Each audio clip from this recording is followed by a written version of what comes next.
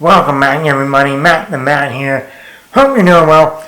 Today we are talking about the 20th anniversary of Mr. and Mrs. Smith. This came out in 2005 in the early part of June, and today we are celebrating its 20th anniversary. Wow. I remember seeing this movie in the theater in that summer. I think, if I'm not mistaken, I'm pretty sure, we were staying at my grandparents' house. Me and my parents went and took my brother for orientation for UGA at the time. Or they were they went out of town and we stayed at our grandparents' house for the weekend. And we went and saw Mr. and Mrs. Smith, my sister and I. And, I liked it when it came out. I think over the years I've grown to more appreciate it more. Not to mention, you go back and watch it now. Back then I just finished my freshman year of high school. So now being an adult and going back and watching the movie, you pick up on more of the adult humor, language. Like when they're talking about, how many people have you killed? How many people have you killed? And he's like, oh, about like 55. She's like, oh, like 312. And he's like, really? And then he's like, yeah, sometimes it was 2 at a time. And, when you're younger, you don't think, oh, but then you get older, you're like, this is a sexual thing. We're not talking about actually killing people right now. We're talking about, how many partners and all this.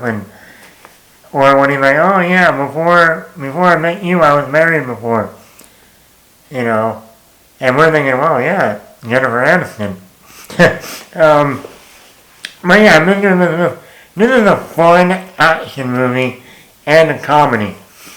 There's some great action scenes in the movie. I would think the main action scene is when, once they find out who they are, they're both spies, they're living together, they're married, one is trying to get after the other, and they go back, Brad Pitt goes back to the house, and they have that whole shootout, you still alive, baby? Stuff like that. That's one of the best action scenes in the movie. This was directed by Doug Liman, who previously, before this movie, directed the first Bourne Identity. The Bourne Identity with Matt Damon. And then he went on to do movies like Edge of Tomorrow, American Made. He just did the Roadhouse remake a couple years ago with Jake Gyllenhaal. I mean, I like him as a director. And he did the movie Jumper with Hayden Christensen back in 2008. So, like he has ups and downs. The Bourne Identity, awesome. This movie, a fun movie. Edge of Tomorrow, American Made, So, but all the hype going into this movie was Brad Pitt and Angelina Jolie. And at the time of this movie, I was not on the Brad Pitt train. This was still before I saw the movie Seven and Benjamin Button. Once I saw those movies, boom. But still, this was all the hype. Because by this point, Brad Pitt and Angelina Jolie were together. They met on the making of this movie. This movie ended Brad Pitt and Jennifer Aniston's relationship. It was terrible, awful. One of the darkest times in movie history. Hollywood history. And I would say that was the hype. The movie that broke up Jennifer Aniston and Brad Pitt. And now he's with Angelina Jolie. In an action comedy sexy movie. Oh boy. And yes, this movie is also sexy. Even in the beginning when Brad Pitt's character and Angelina Jolie meet for the first time. They're at this like little Havana outdoor restaurant, dancing. She's wearing like a white dress, sundress, and they're fooling around. And then later on, they're at home and they're changing, and she's just wearing her bra. And it's like, yeah, this movie's a lot sexier than I thought.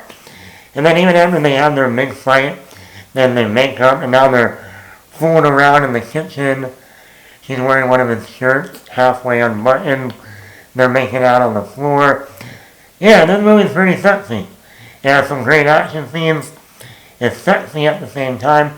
I would say Brad Pitt and Angelina Jolie have great chemistry. It really depicts what marriage is like. First you love them, then you want to kill them. That's how it is in relationships, especially marriage. First it's, honeymoon stage. And then a year later, you're like, 5 years later, you go, who the fuck did I just marry? What was I thinking? And this movie kind of shows that. It also shows how it must have really went down between Brad Pitt and Angelina Jolie in real life when they got divorced.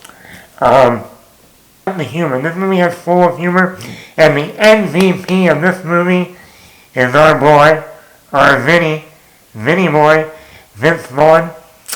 Like I said, this was the summer of the 1-2 punch of Vince Vaughn, Mr. and Mrs. Smith, a small character in the movie, and then the next month we'll have Wedding Crashers in 2005. Yeah, that was Vince Vaughn saying, hello. And he is hilarious in this movie. I love how they use him sparingly throughout the film. He's like Brad Pitt's friend / co-worker, and he has some of the best lines. I love the line when he's living with his mother, and his mom calls him, hey, and he has the shotgun. He's like, Mom, we are under watch. I almost killed you. You were this close. And the funny part is that you don't realize it now. I mean, you didn't realize it back then, but now you do. You go, he's a character living at home, grown up, with his mom. What other movie that came out that summer that also had Vince Vaughn in it, that had a character living at home with his mother, all grown up? Wedding Crashers. Will Ferrell. Mom! The meatloaf! Where is it? Meatloaf! Now! We want it!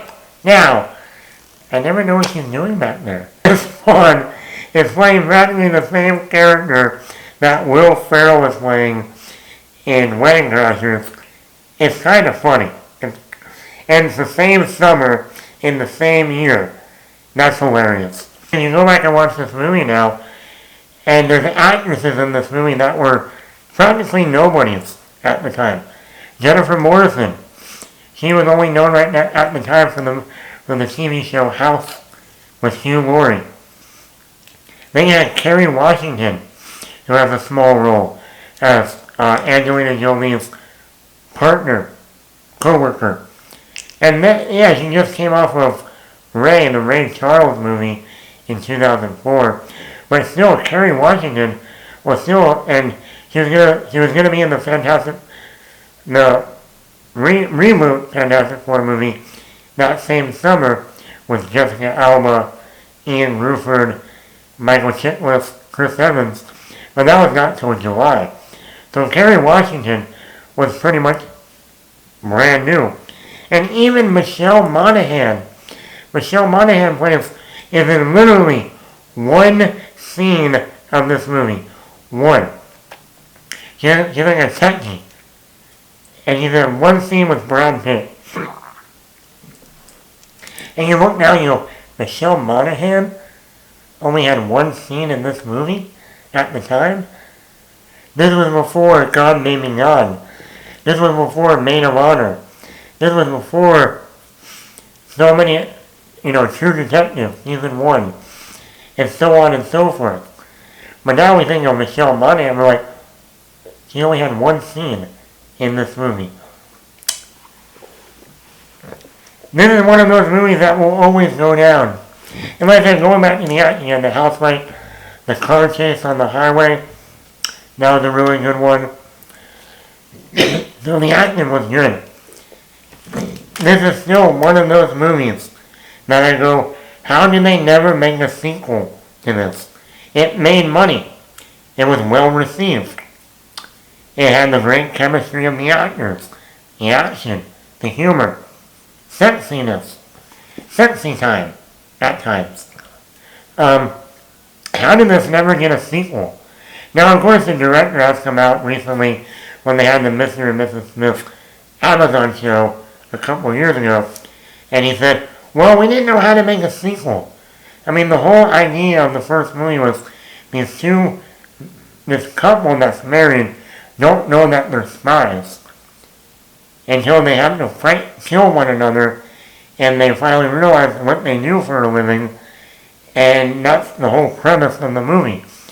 He's like, what would you do for a sequel? I don't know. You're Hollywood. Come up with something. This movie should have gotten a sequel of some kind. I don't care if you had them going on a mission together. They're still Mr. and Mrs. Smith. And, something arises. Maybe that ex-girlfriend that Brad Pitt was mentioning in the first movie shows up. Maybe she's the other nemesis, antagonist. And now you got this three-way between Angelina Jolie and, if you really want to have some fun, bring in Jennifer Aniston to play the villain. Oh, you know how much money that would have made? Jennifer Aniston, Brad Pitt, Angelina Jolie. Hey, you're going to have Vince Vaughn return. He finally moved out of his mommy's house. He hooked up with some chick, ends up being Jennifer Aniston, and they can be like that more comedic couple. Because you gotta remember, then when we hit 2010s, Jennifer Aniston started playing more funny roles, comedies, like Horrible Bosses, like the one with Jason Sudeikis and Emma Roberts. I'm forgetting the name of it. But she started going down the line of comedies. Elsa's Christmas Party. So you're going to have Jennifer Aniston come in and play more of the comedic role with Vince Vaughn in a sequel. I don't know. I'm just saying, you're going to have Brad Pitt and Angelina Jolie have kids, and they're grown up, and they don't know that their parents are spies, almost like a True Lies thing. You kind of came up with something. You never made a sequel. One of my nitpicks with the movie, I think the third act, after the car chase, and they're working together finally, I think the whole fight shootout at the end of the movie kind of is a dip down from what we've seen previous with the house fight and then the earlier fight in the movie and the car chase.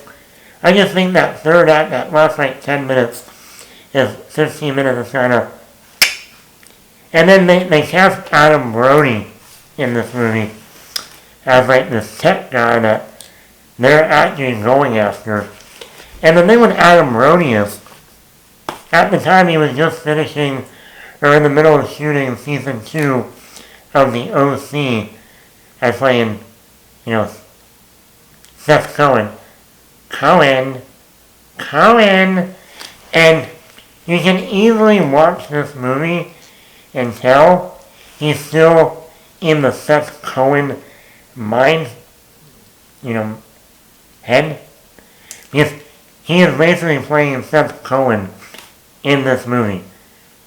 Every line of dialogue, every mannerism, everything is Seth Cohen-ism. And I'm like, dude, come on. But for some reason I never realized in this movie, when Brad Pitt and Angelina Jolie are interrogating him, he's wearing a Fight Club shirt.